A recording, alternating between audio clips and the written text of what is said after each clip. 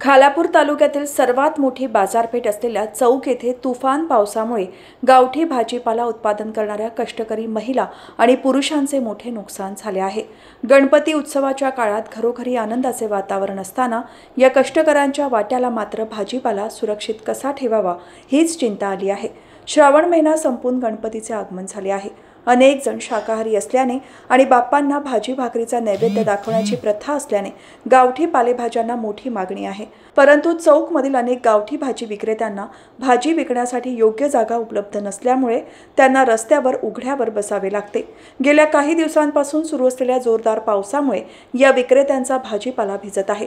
भाजी भिजल्याने ती लवकर खराब होते आणि ग्राहक ती विकत घेत नाहीत, त्यामुळे कष्टाने पिकवलेल्या भाजीपाल्याचे मोठे नुकसान होत आहे।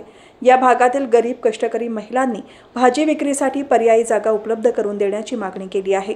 गणपती उत्सवादरम्यान सर्वत्र आनंदाचे वातावरण असताना या कष्टकरी कुटुंबांना आर्थिक नुकसानीला सामोरे जावे लागत आहे, त्यामुळे या समस्येवर त्वरित तोडगा काढावा अशी त्यांची अपेक्षा आहे।